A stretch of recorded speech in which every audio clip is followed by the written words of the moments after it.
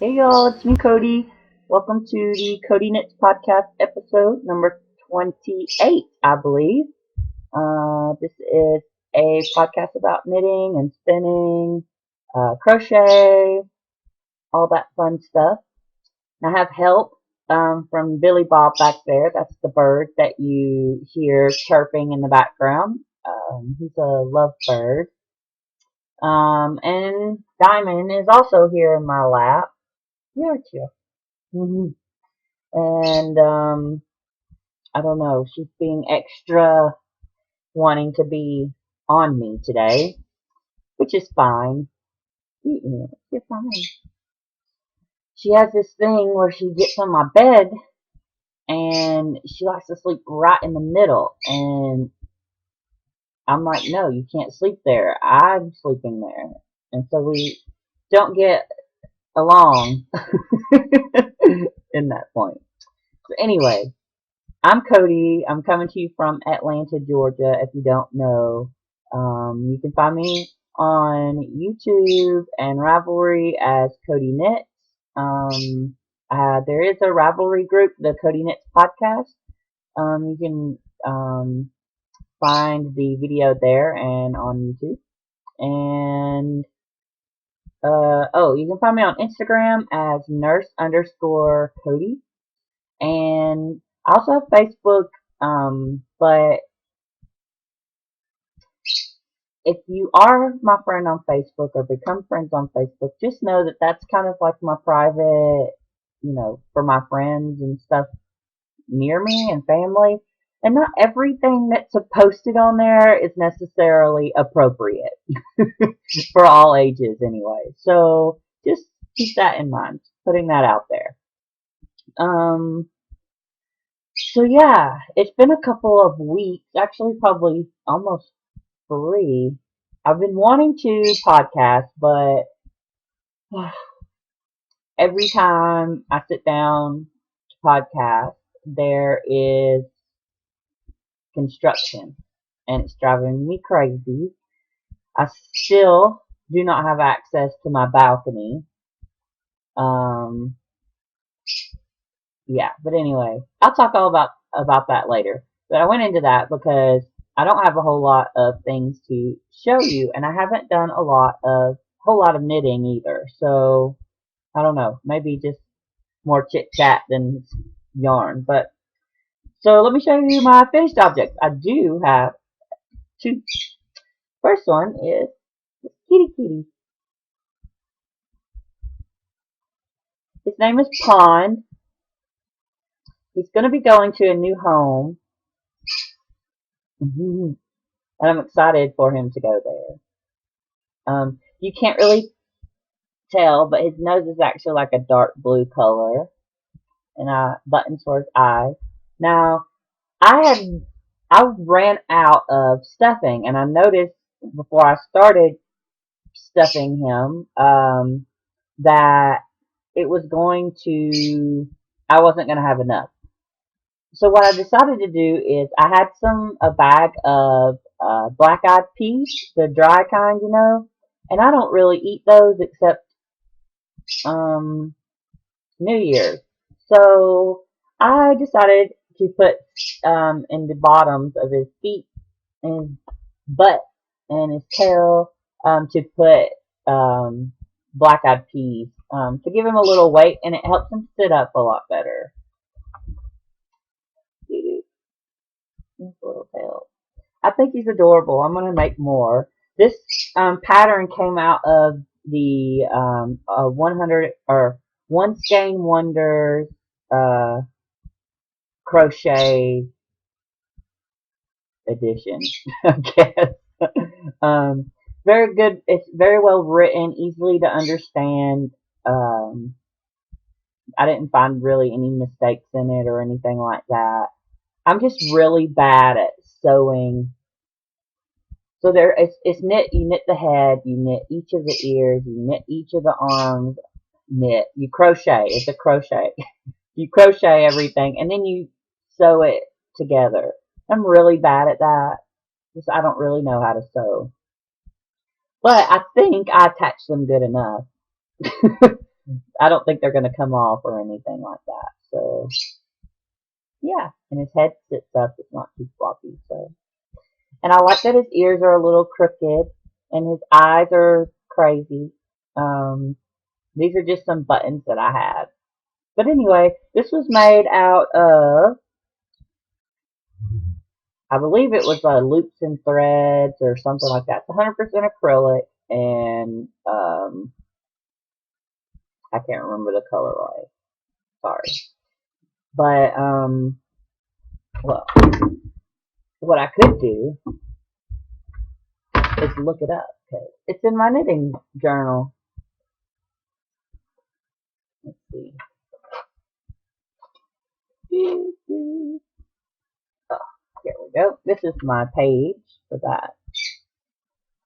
So it was, the pattern's called Sweet Kitty, and it's designed by Deb Ritchie.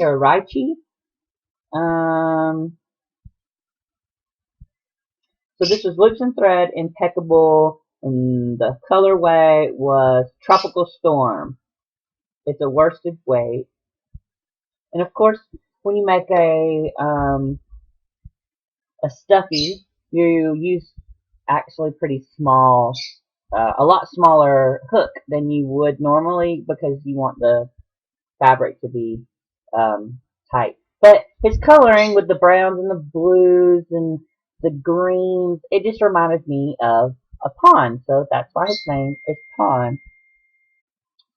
But yeah, I think he's adorable, and I can't wait to send him to his new home. It's going to have a wonderful new home, which I'm super excited about.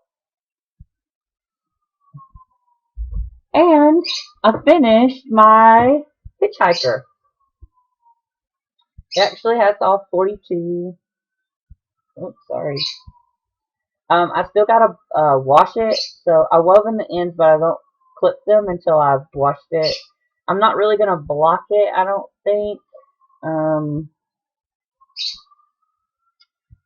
Because I kind of like the way.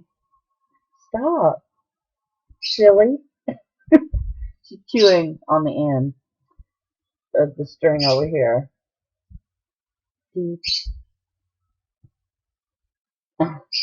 Anyway, I don't think that I'm going to. I'm just gonna,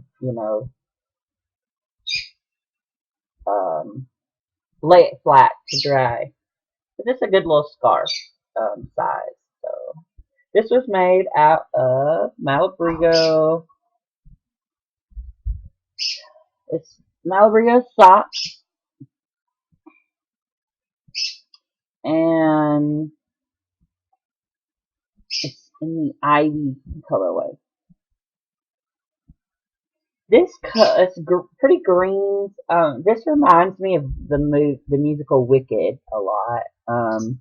But it also reminds me, obviously, of Poison Ivy from Batman.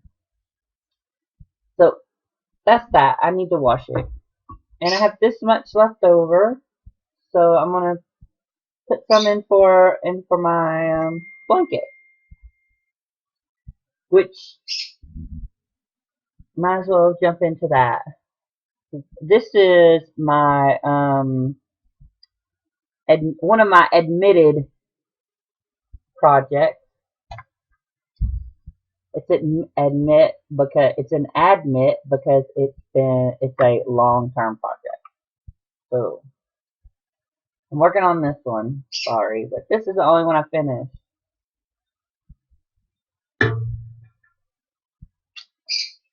So I really haven't. I don't really feel like I haven't knit a lot. I'll go into that later. But my other workup is my socks. And these have come a long way, I believe, since the last time you've seen it. Uh-oh. Trying to show you. I've done them two at a time. I've put the heels in. I did the fishless kiss heel. They're Hermione's Everyday Socks. This is West Yorkshire Spinners signature floor ply, and it's the Bullfinch colorway. And I am really enjoying these socks. This is my first time doing 2 at a time, and so now I'm on the foot part. I don't know how long I'll be till I finish, but I'm with this one. I'm counting rows, just so I know in the future knit this many rows. So I'm just going to be putting, because they're for me, I only put them on until I get, and just keep track of how many rows I did for the foot part. But anyway, this is the first time I've done 2 at a time, and I'm using, I really wish I had a longer cable. I think it'd make it a little bit easier. But this is 32-inch cable. These are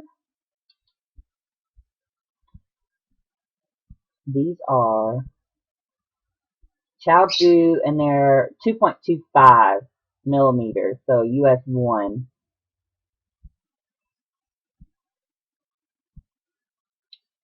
And I'm really enjoying it. I didn't make them match because, frankly, I just didn't.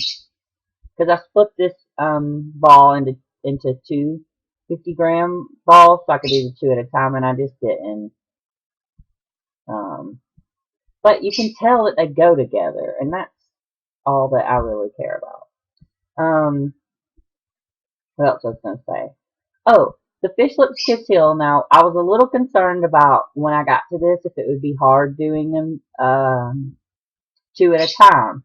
Well, I didn't. And I didn't do this on purpose. It just kind of accidentally happened. So I was following the Fish Lips Kiss Hill pattern, and I just ended up doing one instead of going to the next row and doing the same thing.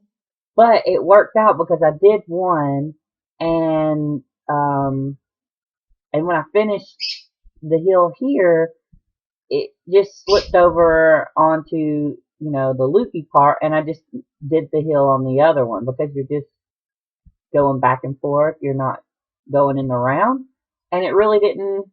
It was probably easier or better for me to do it one at a time, and it really didn't mess up the flow of things, because once I finished the second hill, I just started knitting back in the round and knit the other side, and then I was knitting back in the round again for the foot, and it just works out perfectly. So this is a bag that Erin from Give Me Yarn 418 made for me. She's awesome. I love her. She just had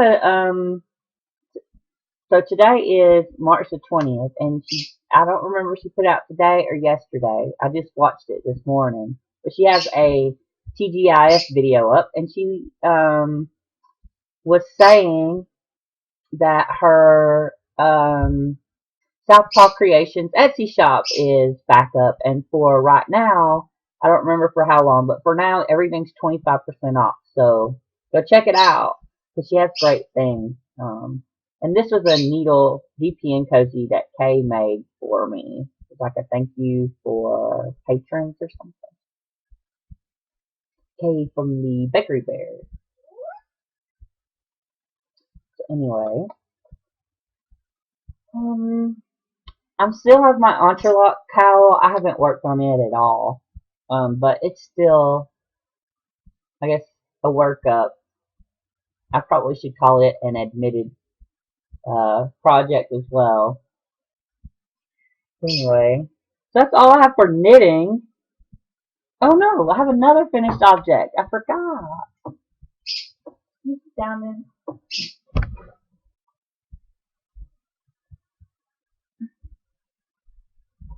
It's this. This is a Chunky Alpaca Baby Jacket by Michelle Lewis. I did find it on I did find it on Ravelry, but it's not like a Ravelry download. She has a link to her blog that has it. This is super easy. I mean, yeah. I I was expecting it to be a little more complicated, but it was really, really easy. Um, so I knit it in one day. I think it probably took me like 5 or 6 hours total. Um, and you know, I haven't finished the thing, but this is the yarn I use. It's called, well, I'll just let you read it for yourself. Schachtenmeier Select Savanti, I believe. This was a super bulky number 6 yarn, and I had 3 little balls of it. They were 50-gram balls. It really wasn't enough to make this. And it does have some different sizes, but I just wanted to use that yarn because I had it for a while. And as you can see, I bought it. I believe I got this yarn from a long time ago from a place called Tuesday Morning, which just kind of sells a bunch of stuff. Yeah, they were $3 a ball. And I guess I should tell you whatever everything else about it. So,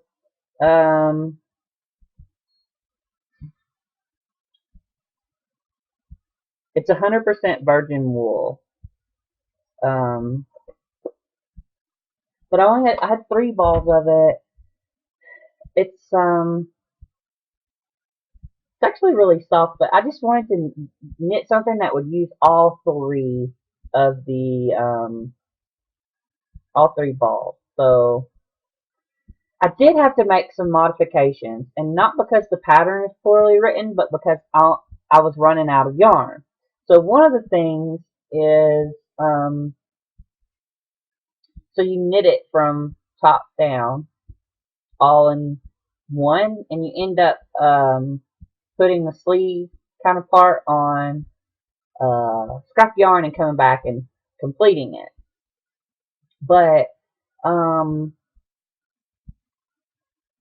you're supposed to have uh, 3, I can't remember if it's 3 or 5 little garter uh, garter ridges on the bottom, and I could only get, and you're supposed to do the same kind of thing for the sleeve, but I ended up just doing making, when I picked it up, basically I just knit 1 row and then did purl rows. Well, because of the way I picked it up, 1 row had to be a purl. But anyway, it kind of made garter ridges or whatever. But these are supposed to, the sleeves are supposed to be a little bit longer, or whatnot. But that's okay. I think it's still really cute little thing. I don't know who I'm going to give it to. I probably should sell it. But I don't know. It's cute. Oh, that's not going to say that. So, well, that was fun. I forgot about that one. So that is it for knitting. I haven't crocheted anything else. I haven't worked on my scrappy blanket because I don't have any scrappies. Um, but I do have some spinning, and I have done quite a bit actually when I think about it. So I don't remember if I showed you this one. I'm pretty sure I did.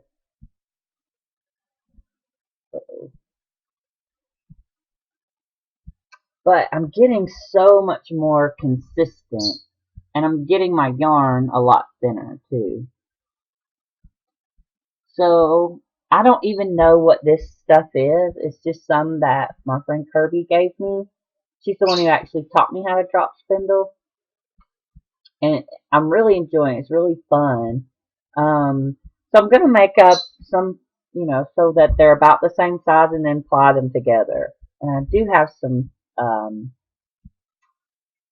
good uh, wool from Deb at Fondant Fiber that I want to spin up because I think it's going to be a totally different experience. This is pretty rough, and I think it'd been sitting in her bag for a while. It's just her scrap stuff, and she's like, "Here, you can play with it." Um, so this is my drop spindle. Cool little design on the front, and I really like this.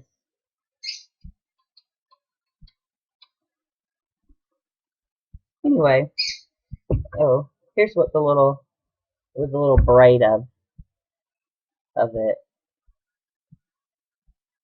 So yeah, it's a little rough, but it's got blues and purples and greens. Yeah, good stuff to learn on, I think. And I'm keeping it in this bag that Deb made me from Fondant Fiber. I just think this is just a beautiful bag. Very sweet. So I've been keeping it in here. Mm.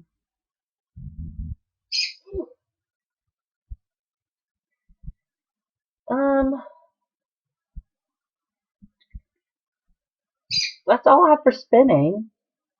I wanted to I do have a little like Nurse Cody prescription kind of thing for you this week, and it's the first day of spring today, and it's so funny that it is because for today is Sunday, I believe.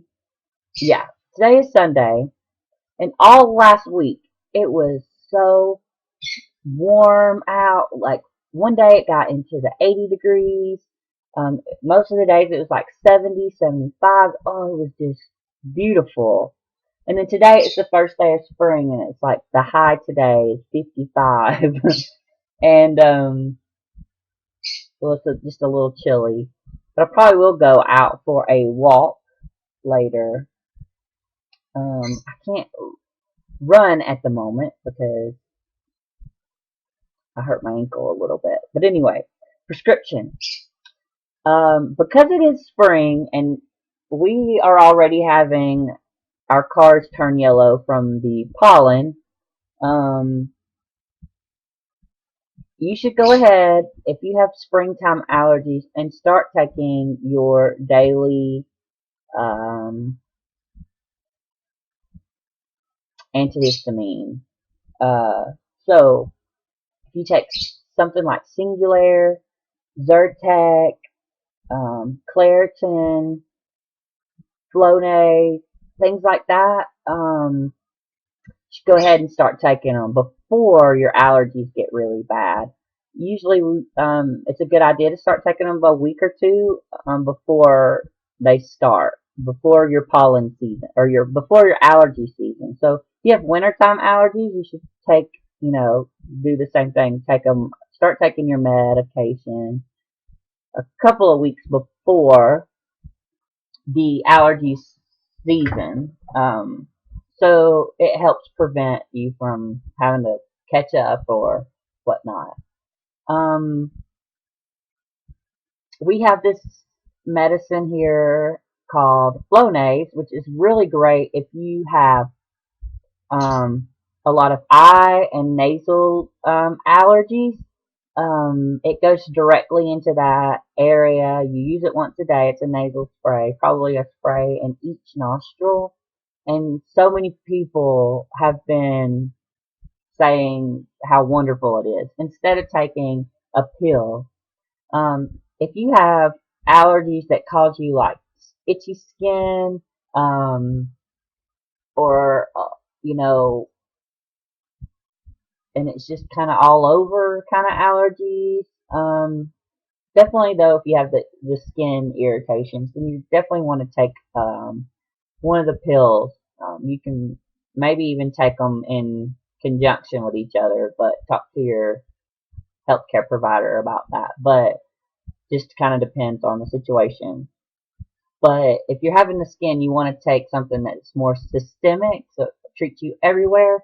A pill will do that. But the Flonase is going to go directly in here. I'm sure you'll get a little bit of systemic relief because it's absorbed into your bloodstream still, but it's going directly to there. So, you know, um,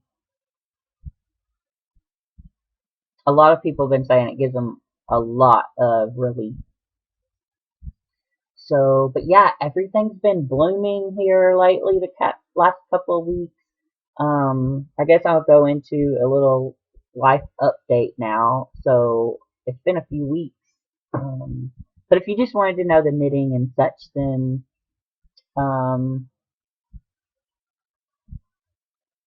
yeah, and you need to go, then this would be a good time to go. I'm not going to show anymore. But if you're interested, stick around. So, what's been going on? I've been to this place called Gibbs Gardens. If you follow me on Instagram, you probably would have seen some of the pictures. They have this thing called, it's just, this man basically bought like 200 acres and he's turned it into this beautiful garden. Um, And right now, it's the Daffodil Festival, and they have millions of daffodils. We went twice now. The first time, when I say we, my aunt and I and my uncle went there, and it was just starting to bloom. So it was pretty, just not what you're expecting necessarily. This time, there was uh, a lot more daffodils. Very beautiful. I'll try, if I can figure out how to get them from my phone to my computer, I will do my best to put in some pictures. Um, but anyway, very, just all kinds of different, daffodils. In the same place, they have like a Japanese garden, they have a rose garden, just a few different things like that. And basically, the way he has it set up is every 3 months, a new um, a new garden would be blooming, basically. So daffodils now, and then I think in May will be the roses and tulips. Tulips may come first. I don't remember. Anyway, so it's a really beautiful place. But around here, all the trees are starting to bloom, and azalea bushes, and it's just beautiful. And I've really enjoyed being outdoors and hiking and riding my bike, and it's just been great. This is the perfect weather to go out and get exercise in. You can go and um, ride your bike or just go out and walk in the evenings or whenever you have time, and um, yeah, or running is really good for you. It can be rough on your joints, so so if you have really if you have knee problems and stuff like that, then maybe speed walking is a little better option, um, and whatnot. The key thing is that if you go walking for exercise purposes, you want to try to walk somewhat that it gets your heart rate up. So walk fast enough so that your heart rate gets up. That's the key to that. You don't necessarily have to run, but walk fast enough where your heart rate gets up, and that's where you're getting that good exercise in, getting good blood flow circulating around to everywhere, and that's good. That's a good thing. Um, what else do we? Oh, so my mentor, teacher, friend, she taught me in undergrad to be a nurse, and she also taught a couple classes I took as for my to get my nurse practitioner for my master's. and she's a phenomenal lady. She's in her 60s, but she runs. She's a little bitty thing. Um, she's ran the Boston Marathon like gazillion times. She's won a couple of times. She's just an amazing person. And anyway, she teaches at another college now, but another university, and which I believe soon she will be the associate dean of, which is really cool. I'm so proud of her. She's worked hard. And but anyway, she is teaching a doctoral class. So these students are working on their PhD. They're either nurse practitioners or nurse educators at this moment, and they're working on their PhD. And so they're doing research, obviously, and she needs some help for, getting all that data and stuff. Cool. It's collected. A lot of it was, excuse me, a lot of it was surveys and whatnot. So, and some of the surveys are like demographics. So, are you male or female? What's your race? Do you work? Things like that. And like when you're running statistics, you can't say in the computer. You have to put it to numbers. So that it can run the data, and it's really complicated. But basically, you have, like, for example, male or female or other. We'll just say male or female to make it simple. Male would be one and female would be two. So you have to go through all these hundreds of surveys that were filled out and input that into a program, and it'll analyze how many females and how many males.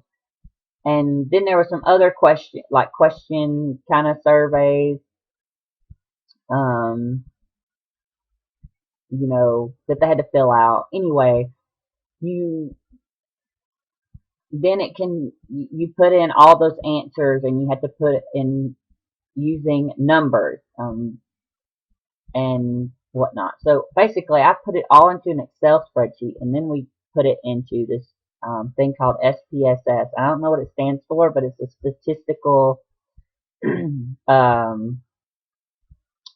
program that runs. You put the data in, and it'll run the statistical, whatever statistic you want. So if you want, like, this is just the easy one, but a p-value or chi-square or whatever. I don't even remember. It's been so long. I don't remember all that. But basically, I was helping her input all that data, like getting it all and putting it in a computer. And she was nice enough to do that to help, give me a little bit of work to do for a minute. So they live in a place called Callaway Gardens, and it's absolutely beautiful. And they took me around one day, and I got to see like the butterfly. They have a butterfly garden. It's like an exhibit, actually. It's indoors. I'm gonna take some coffee. I'm starting to get an itchy throat, dry throat. But anyway, they're starting. So it's an indoor garden with butterflies, and they actually bring them in, and you can see what their cocoons look like. They have them and they hatch them. And it's the coolest thing. Anyway, very cool place. And then, they have like all these places you can walk through, these trails, and they have like 2 golf courses there, and they have cabins you can stay in, and zip lining and kayaking, and just all kinds of wonderful stuff. And so I got to spend some time there, and then one day we went hiking. Me and her husband Mike went hiking um, on Pine Mountain, which is very near to Callaway Gardens, basically the same area. And it was a long hike, the longest hike I've been on. And it was actually like a true hike, like climbing a mountain, kind of not like rock climbing, but you're climbing the mountain and going down. And there was waterfalls, and it was just absolutely beautiful. And my feet were a little sore afterwards, but it was wonderful. Um, yeah, so I'm gonna try to put some pictures in if I can figure out how to do it. Um, yeah, so I am still on the job hunt. Um, I had a little bit of time of discouragement there for a bit. When you're just told no, or that I've chosen someone else, or you just don't hear back, and um, you kind of get discouraged. And it is what it is.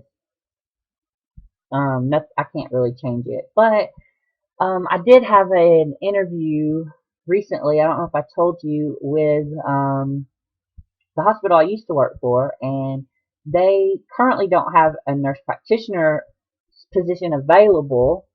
But they wanted to interview me so that we could get the like HR interview process out of the way and whatnot. Um, and they will have positions in the near future. They can't tell me exactly how near that future is. So it's causing a little bit of anxiety. I'm pretty sure they will, when those open up, I'll have a position. And I would love to go back and work there.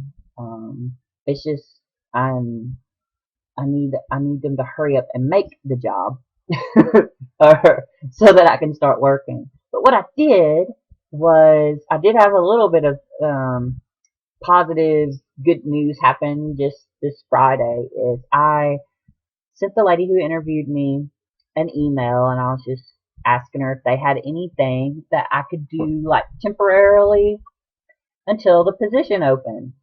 And she sent me an email with who to contact. So I messaged them, or sent them emails, is for an infusion clinic for chemotherapy infusion, and the just the Winship clinic, oncology clinic outpatient stuff, and some stuff I can do as an RN, because I am a registered nurse still, and I can still do that.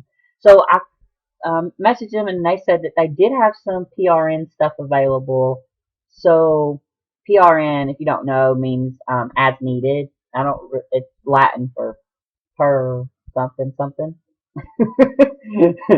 um, I don't know, but it's PRN means as needed.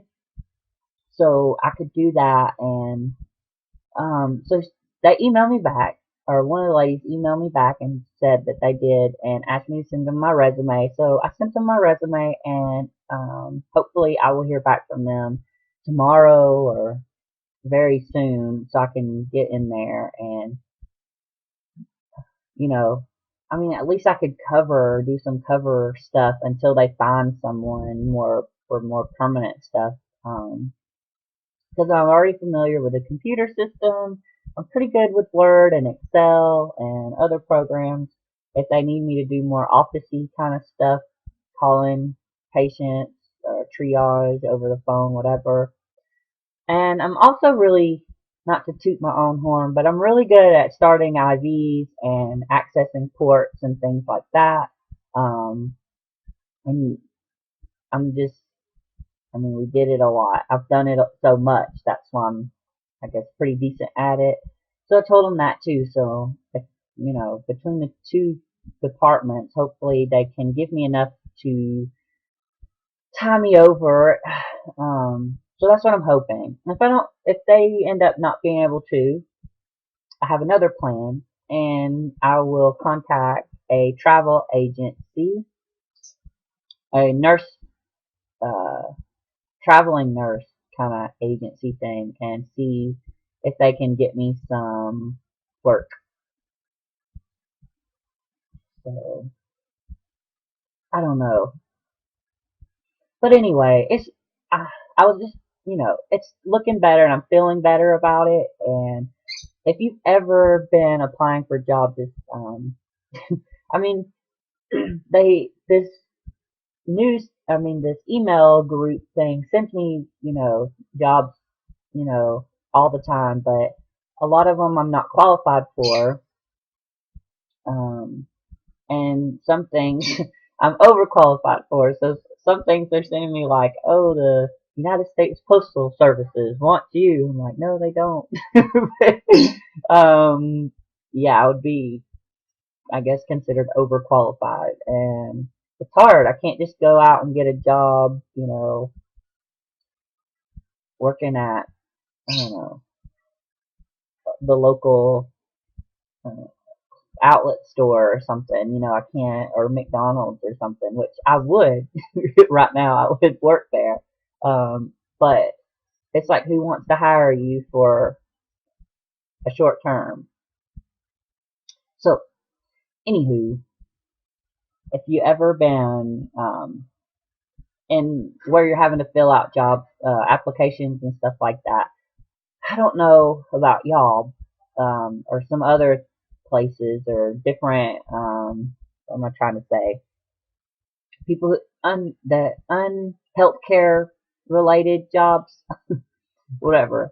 Um, we have all, for the bigger companies, and for a lot of the companies, you fill out your application and who you are, where you work, all that, where you went to school.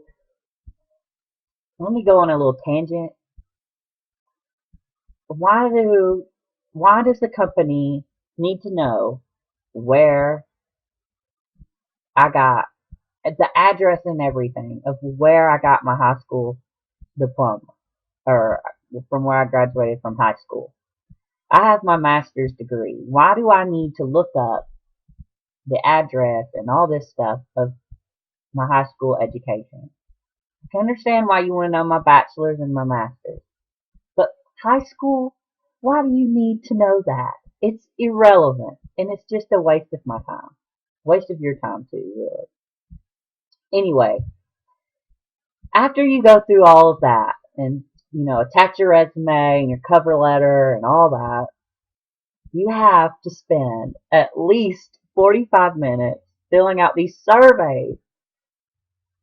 And it's not like a survey like, how do you feel about this or whatever, this product or our company or our application process. It's like, when you're at work, do you sometimes feel aggravated? And then it's like, you have like one of the scales where it's like, um, strongly disagree, disagree, neither agree nor disagree, agree or strongly agree. And it's like 45 minutes of filling out them things. And so many times they're asking you the same question, just different, in different ways. I guess to see, so that it's basically they ask you it in the positive, and then they ask you that in the negative, if that made any sense. So, um, so say, they'll be like, how much do you agree or whatever? Um, I am, I am a self-motivated person. And then you agree or disagree. Then they'll say, like, on down, like 15 questions later, um, like, I am not a self-motivated person. Sometimes it's that, even like that. And then other times it's like, I'm a self-motivated person. And then it'll say, like, I need, um, a lot of guidance, or I need someone pushing me to tell me to do it, or whatever. It's like, I see what they're doing with those questions, and I guess I can understand, but it just takes so much time, and you're filling out these applications. It takes so much time, and then half of the time they don't even look at your application. ran through a computer or whatever. And yeah, so that's annoying. And it really makes you, when you keep getting rejected, it really makes you not want to fill out an application. It's like, how many more?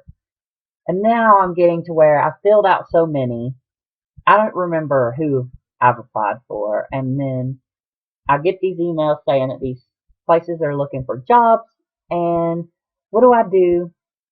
I try to apply, and it says you've already applied. So I don't know. I need to come up with a new strategy. At this point, I've applied to all the jobs there is. So anyway, just giving you a heads up. I rambled on a lot about that, but a lot of you've been asking about the job search and whatnot, and that's how it's going. Um, Hanging in there, staying. Other than a couple of times I got a little down on myself, um, but that's okay. And it just means that that place was not where I was meant to be, and there are better opportunities for me somewhere else. And yeah, so anyway, I hope you're all having a wonderful week. I'm sorry I rambled on so long. It was more rambling than knitting. But anyway, hope you're doing well. I hope you are knitting lots and lots of things, or crocheting or crafting, and enjoying yourself. I hope that the weather's warming up where you are, so that you can enjoy being outside and seeing all the pretty flowers and such. Hope you all have a good week, and I will hopefully see you in a week or two. All right, bye.